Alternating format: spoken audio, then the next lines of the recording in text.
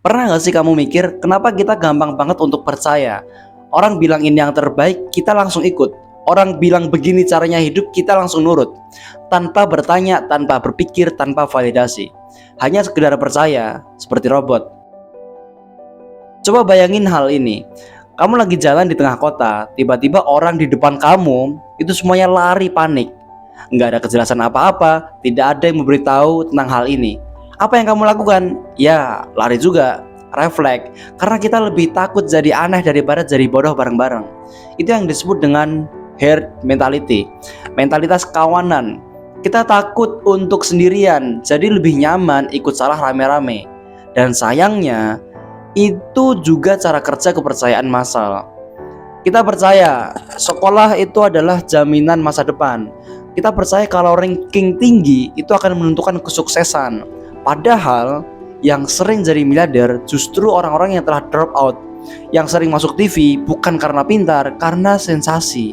Tapi ya sudah, kita masih percaya karena semua orang juga percaya. Kayak ikut arus sungai, padahal itu sungai kotor, tapi kita tetap berenang asal bareng-bareng.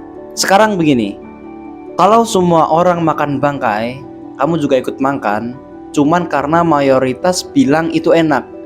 Kalau semua orang jalan ke jurang, kamu ikut lari bareng ke mereka sambil teriak, "Gasken bosku!" Gila tidak? Ya enggak. Karena itu yang kejadian setiap hari di sekolah, di media sosial, atau bahkan di sekeliling kita di masyarakat. Mari kita berpikir, berapa banyak hal yang kamu yakini hari ini, tapi kamu sendiri nggak tahu kenapa kamu bisa mempercayai hal itu. Contoh, kamu rajin belajar, kamu pasti sukses. Pertanyaannya adalah, sukses versi siapa?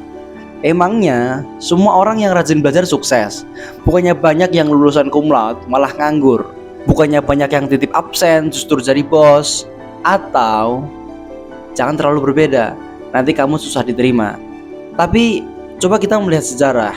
Orang-orang yang benar mengubah dunia, dari Galileo, Einstein, sampai Steve Jobs, semua mereka dimulai dari satu titik, yaitu adalah berani bertanya. Dan berani bertanya artinya melawan kenyamanan mayoritas. Berani melatih diri kita untuk terlihat aneh, berani gak percaya, berani untuk berpikir. Karena kenyataannya dunia ini bukan rusak karena orang bodoh, tapi karena orang yang malas untuk berpikir, yang cuman copy paste omongan orang lain, yang cuman ikut-ikutan tren tanpa mengetahui analisisnya, ikut opini publik, ikut kata motivator, ikut kata omongan guru, ikut omongan kata-kata tokoh para agama, tapi lupa untuk bertanya, bener gak sih? Kita diajarin sejak kecil untuk selalu nurut, bukan buat mikir, disuruh hafal bukan untuk memahami, disuruh patuh bukan untuk bertanya. Padahal berpikir kritis itu bukanlah suatu hal yang berdosa. Itu justru tanggung jawab kita sebagai manusia yang merdeka. Jadi kalau kamu hari ini percaya semua yang kamu baca di media sosial, percaya semua orang yang dikatakan orang pintar, percaya semua hal tanpa pernah bertanya, maka kamu sedang menyumbang pada sistem yang anti akal sehat. Kita hidup di zaman dimana jumlah like lebih dipercaya daripada logika. Asal viral, asal yang share banyak, pasti valid.